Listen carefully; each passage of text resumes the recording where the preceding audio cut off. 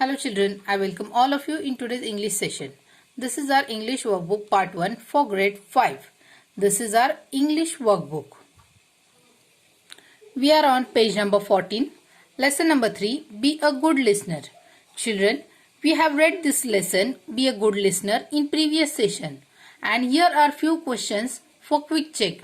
You will write these questions in your notebook as well as you will write the answers for these questions in full sentence.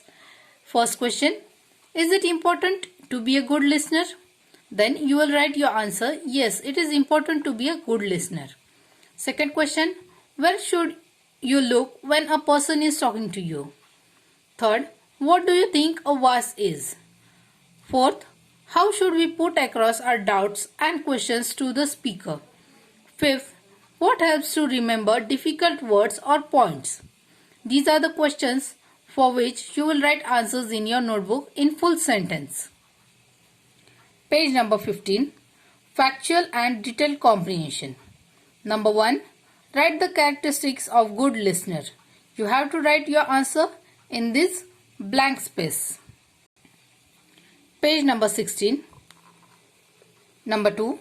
What should we do when we hear some new or unfamiliar words? Number 3. What should we do when we do not understand or disagree with the speaker? Number 4. How does thinking about what you have heard help? Fifth, how does it help to be a good listener? Vocabulary questions. Sentence completion. Listen carefully and guess how the sentence would end.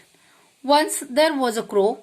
He was very thirsty. He wanted to drink dash. Now you have to fill this blank with proper word so that it will make a meaningful sentence. For example, once there was a crow. He was very thirsty. He wanted to drink water. Number 2. There were dark clouds in the sky. Soon it began to dash. Third, this tape is broken. Please be dash. Fourth, when the students saw the question paper, they were dash. 5. When the teacher read the answer papers, she was dash. Question 2. Spelling in context. Listen carefully and write all the words correctly. Now here, you can take help of your parents so that they will tell you the words, dictate you the words, and you have to write those words and sentences properly in this space. Page number 18.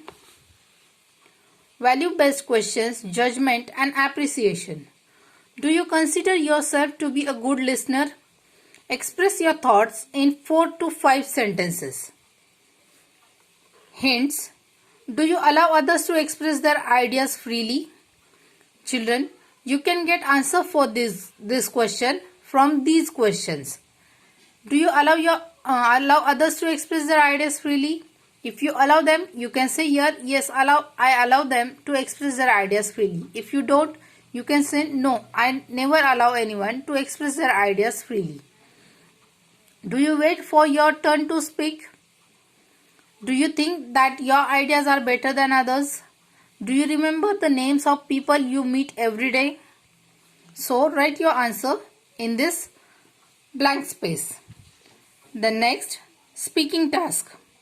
Form groups. Discuss how one can be a good reader. Use the points in the lesson in your discussion. Write down the points that show what makes a good reader. Page number 19. Example. Good readers try to guess the meaning of new or unfamiliar words from the context. Discuss the various qualities of good listener. Think one more quality that you can add to the list. Example.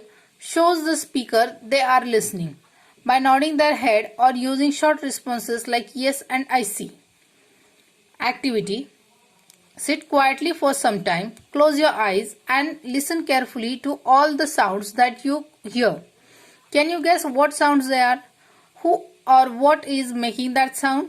Note down that you heard. Like if you're sitting quietly, you can listen the chirping of birds, blow of wind, even sound of fan.